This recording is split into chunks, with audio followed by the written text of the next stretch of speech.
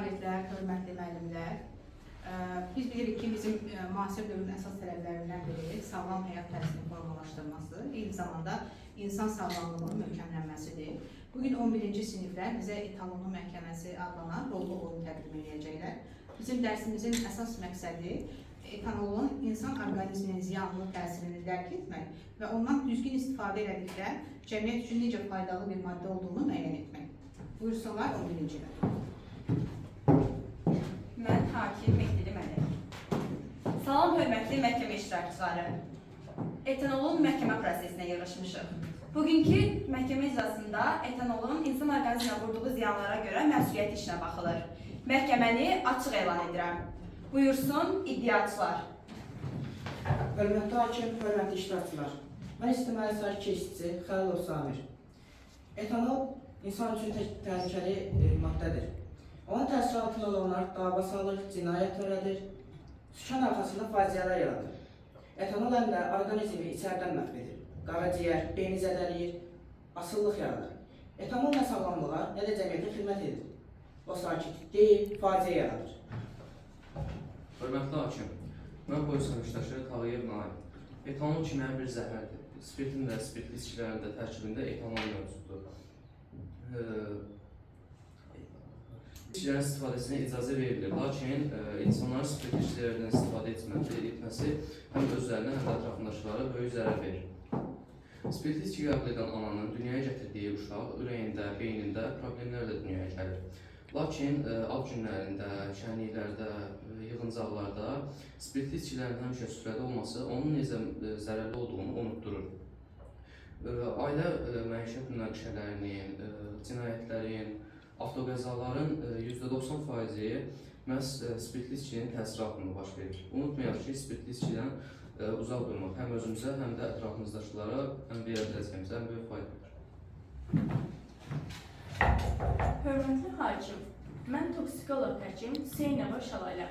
Mən alkoqolun insan orqanizminə təsirini hamıdan yaxşı bilirəm. Alkoqol insan orqanizminə zərərini heç kim müdafiə edə bilməz. İnsan orqanizminə girdikdə ilk növbədə beyin və sinir sisteminə təsir göstərir və insan öz idarəsini itirir. Bəziləri düşünürlər ki, alkoqol stresi azaldır və əhvalı yüksəldir. Lakin bu sadəcə müvəqqəti illüziyadır. Əslində alkoqol qaraciyəri pozur, yaddaşı zəiflədir və ürək ritmini pozur. Mən bir toksikoloq olaraq deyirəm ki, alkoqol nə stresin dərmanıdır, nə də xoşbəxtliyin yolu. Buyursun vəkillər. Mühəndisi Həsənin Ləman. Demək istərdim ki, etanolun bir çox müsbət tərəfi var. Bunlardan biri etanolun tüstüsüz barıtın hazırlanmasında istifadə olunmasıdır ki, tüstüsüz barıtın adi qara barıtdan fərqi nədir deyə soruşsalar, tüstüsüz barıt daha bərabər yanır və daha güclü partlayıcıdır. Elə etanolun qalığı da tüstüsüz barıtın daha bərabər yanmasına və daha az tüstü gətirməsinə kömək edir. Etanolun digər bir müsbət tərəfi odur ki, etanolun dolay yolla katalitik oksidləşməsindən sirkə turşusu alınır ki, sirkə turşusu mühüm bir maddədir. Sirkə turşusu ərzaqların saxlanılmasında, həmçinin təmizləyici maddə kimi duz söküntüləri, bildiyimiz kirəcin əridilməsində, eyni zamanda kənd təsərrüfatında torpağın turşuluğunu tənzimləmək üçün istifadə olunur. Bunu da demək istərdim ki, hörmətli hakim, mənim bu fikrimi kimyaçı Seynəva Aynur şahidlik edə bilər, sübut edə bilər. Hörmətli hakim, mən kimyaçı Seynəva Aynur. Həmçinin mən də şahidəm ki, etil spirtinin katalitik oksidləşməsindən sirkə alınır. Onun da katalitik oksidləşməsindən sirkə turşusu alınır ki, bu da bəzi maddələrin sintezində və sənayedə və məişətdə mühüm rol oynayır.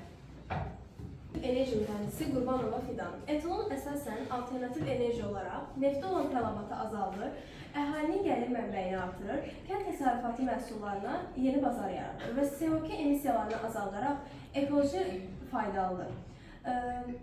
Bununla da enerji təhlükəsizliyi gücləndirilir və enerji müxtəlifliyi təmin edilir.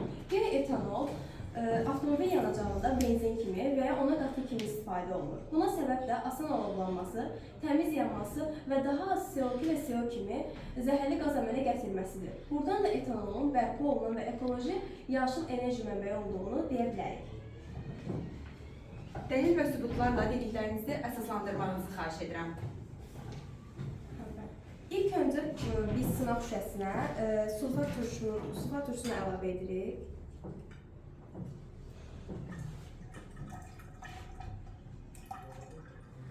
Daha sonra isə onun üzərinə eyni ölçüdə etil spirti dökəcəm.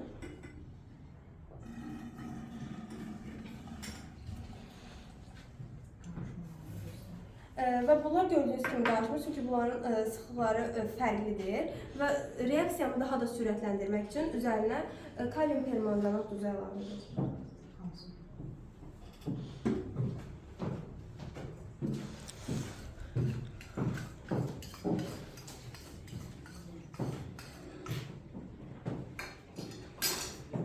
Gördüyünüz kimi sınaq şüşəsində artıq qığılcımlar yaranmağa başlayır. Bu da yəni reaksiyanın getdiyini bizə bildirir və bununla da bu da sınaq şüşəsində ildırım çaxma reaksiyası adlanır və biz bununla da etil spirtinin yanıcı bir maddə olduğunu sübut edirik.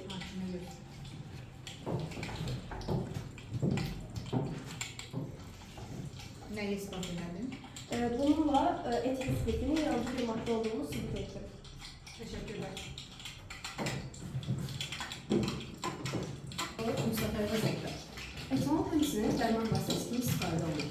Pandemiya dövründə etanolda çox kullanılır.